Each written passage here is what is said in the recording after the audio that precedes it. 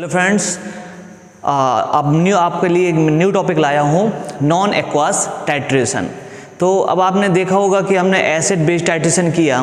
तो acid base titration करने के बाद हमने देखा कि कई सब्सटेंस ऐसे थे जो कि वाटर में सॉल्युबल नहीं हो रहे थे या वाटर लविंग नेचर के नहीं थे, वो हाइड्रोफोबिक नेचर के थे, वाटर हीटिंग, वो वाटर के साथ कंफर्टेबल नहीं थे वो ऐसे सब्सटेंस। जब हमने एसिड बेस टाइट्रेशन किया तो वहाँ तक हम सीमित हो गए, लेकिन जैसे ही एसिड बेस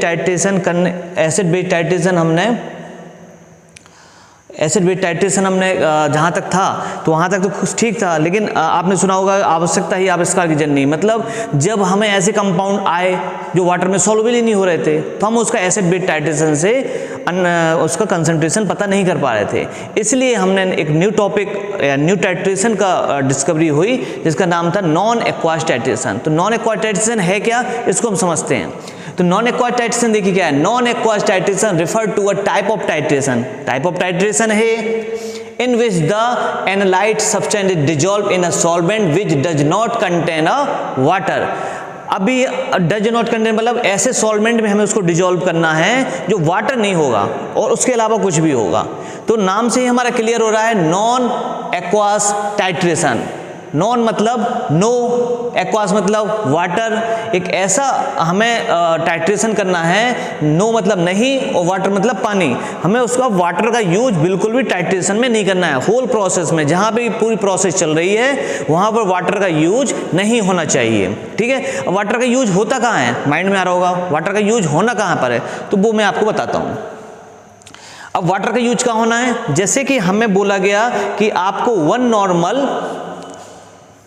नॉर्मल आपको HCl का प्रिपरेशन करना है, ये हमें टारगेट दिया गया। ठीक, तो वन नॉर्मल HCl के लिए हमने क्या किया, वन नॉर्मल HCl के लिए लिया हमने 85 ml HCl लिया।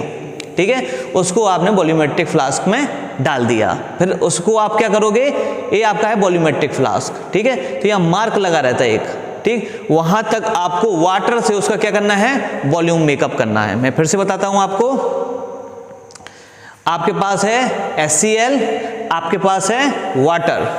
ठीक है, वाटर आपके पास है। ठीक, तो जब हमें वन नॉर्मल HCl बनाना है तो वन नॉर्मल HCl के लिए आपको 85 ml HCl लेना है और उसको वॉल्यूम मेकअप करना है। वॉल्यूम मेकअप किसके साथ, वाटर के साथ। वॉल्यूम मेकअप करना है वाटर के साथ। तो आप इससे 85 ml लेंगे और इसमें क्या कर देंगे, डिजोल्व कर देंगे और इसको वाटर से वॉल्यूम मेकअप करेंगे। कहाँ तक, यहाँ पर एक मार्क लगा रहता है यहाँ तक। और जैसे आप मार्क तक उसको वॉल्यूम मेकअप कर लेंगे तो जो आपका ये सॉल्यूशन बना, ये सॉल्यूशन कितना कहलाएगा, आपका वन नॉर्मल HCl कहलाएगा।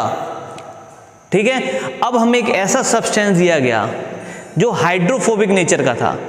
अब हाइड्रोफोबिक नेचर के कारण उसको वहां पर हम वाटर का यूज नहीं कर पा रहे थे।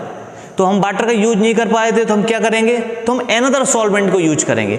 एनदर सॉल्वेंट कौन कौन से हैं वो हम आगे डिस्कस करते हैं। ठीक है, तो एनदर सॉल्वेंट आपके थे एप्रोटेक, एम्फीप्रोटेक, वो हम आगे डिस्कस करेंगे आपका। लेकिन सबसे पहले हमें समझना होगा कि वो कौन से कंपाउंड हैं जो हाइड्रोफोबिक नेचर के हैं या वाटर के साथ कंफर्टेबल नहीं हैं। तो वाटर के साथ कंफर्टेबल नहीं होते आपके वीक एसिड और बेस। तो हमने इसके पहले भी डिस्कस किया था कि वीक एसिड और बेस होते क्या हैं। तो वीक एसिड और बेस क्या है आपके, एक ऐसे कंपाउंड हैं आपके जो वाटर में 100% क्या होते हैं, डिसोसिएट नहीं होते हैं। 100% डिसोसिएट नहीं होते हैं। जो 100% डिसोसिएट होते हैं वो कहलाते हैं स्ट्रॉन्ग एसिड और स्ट्रॉन्ग बेस, और जो इसके लेस देन रहते हैं वो कहलाते हैं आपके वीक एसिड और वीक बेस। तो कई एसिड ऐसे थे आपके जो वाटर में पूर्णतः घुलनशील नहीं होते हैं, 100% डिजोल्व नहीं होते हैं, तो वो कहलाते हैं वीक कैटेगरी में आते हैं, वो आपके कमजोर एसिड माने जाते हैं। जैसे कि एग्जाम्पल था आपका एसिटिक एसिड। जब एसिटिक एसिड को हम वाटर में डिजोल्व करते हैं तो वो डिजोल्व तो होता है आपका, लेकिन आपका 100% डिजोल्व नहीं होता, इसलिए उसको वीक कैटेगरी में डाला गया है। इसके बाद करते हैं हम बात, अब भाई हमारा जो कंपाउंड है अब वो है तो हाइड्रोफोबिक नेचर का। ठीक है, अब हाइड्रोफोबिक नेचर का है तो हम किस सॉल्वेंट में उसको डिजोल्व करें, तो उसको हमें वाटर के अलावा हर सॉल्वेंट यूज करना है। तो वाटर के अलावा कौन कौन से सॉल्वेंट होते हैं, उसको 4 कैटेगरी में डिवाइड किया गया था। हम पहली कैटेगरी के बारे में बात करते हैं। पहली कैटेगरी है आपकी एप्रोटिक, नाम इसका एप्रोटिक। तो एप्रोटिक क्या होते हैं, दीज सॉल्वेंट आर न्यूट्रल, ना ये एसिड जैसा काम करते हैं और ना ये बेस जैसा काम करते हैं, ना एसिडिक नेचर के होते हैं ना बेसिक नेचर के होते हैं। जैसे इसमें एग्जाम्पल था आपका एग्जाम्पल था क्लोरोफॉर्म और बेंजीन का। दूसरे टाइप का सॉल्वेंट होता है आपका प्रोटोफिलिक, प्रोटोफिलिक सॉल्वेंट। तो प्रोटोफिलिक सॉल्वेंट क्या होता है, बेसिक कैरेक्टर, ये कैसे रहते हैं, बेसिक कैरेक्टर के रहते हैं, ठीक है। ये क्या करते हैं, tend to react with the acid, ये किसके साथ रिएक्ट करते हैं, एसिड के साथ रिएक्ट करते हैं। ये किस नेचर के होते हैं, न्यूट्रल नेचर के। ये किस नेचर के कहलाते हैं, बेसिक नेचर के, एल्कलाइन नेचर के। नेक्स्ट है आपका प्रोटोजेनिक। प्रोटोजेनिक जो आपके प्रोटोजेनिक जो आपका सॉल्वेंट था वो किस नेचर का था, आपका एसिडिक कैरेक्टर का था। वो जब बिहेव करता है वो कैसे बिहेव करता है, एसिडिक कैरेक्टर के जैसा बिहेव करता है। जैसे एग्जाम्पल था आपका सल्फ्यूरिक एसिड और एसिटिक एसिड। अब नेक्स्ट है आपका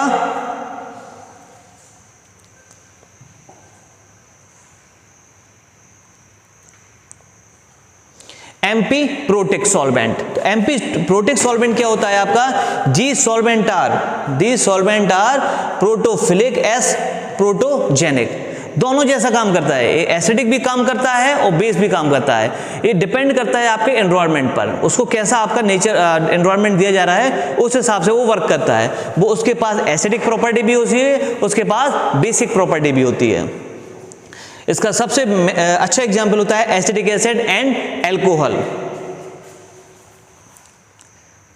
इन शॉर्ट में हम समझ लेते हैं। अब हमें जो 4 टाइप के सॉल्वेंट बताए गए वो कौन कौन से सॉल्वेंट हो गए आपके, एप्रोटिक, ठीक है। एप्रोटिक कैसे होते हैं, न्यूट्रल इन नेचर। एग्जाम्पल इनका क्लोरोफॉर्म एंड बेंजीन।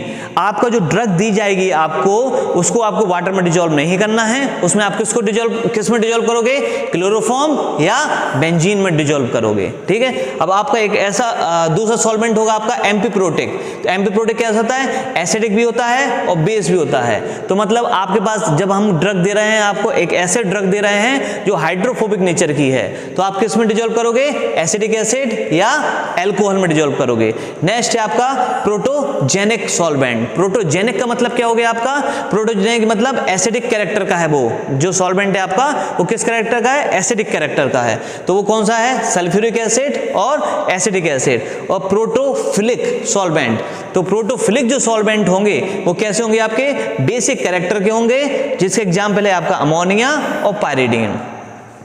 अब एक बार हम और डिस्कस कर लेते हैं कि जो नॉन एक्वास टाइट्रेशन है, तो नॉन एक्वास टाइट्रेशन एक ऐसा टाइट्रेशन है जहां पर हम वाटर का यूज नहीं करते, ऐसा सॉल्वेंट। और सॉल्वेंट मैंने बता दिया आपको, सॉल्वेंट मतलब होता है जब हम HCl को वाटर में डिजोल्व कर रहे हैं तब हमारा 1 नॉर्मल सॉल्यूशन बनता है। तो HCl वाटर के साथ कंफर्टेबल है, लेकिन कई सब्सटेंस रहते हैं जो वाटर के साथ कंफर्टेबल नहीं रहते, तो उनको हम वाटर के अलावा हर सब्सटेंस जो 4 टाइप के सॉल्वेंट है आपको, इसमें हम डिजोल्व करते हैं। इस होल प्रोसेस में नॉन एक्वास टाइट्रेशन में कहीं पर भी हम वाटर का यूज नहीं करेंगे। आई होप आपको नॉन एक्वास टाइट्रेशन समझ में आया होगा। नेक्स्ट वीडियो के लिए आप बने रहिए हमारे YouTube चैनल पर। Thank you.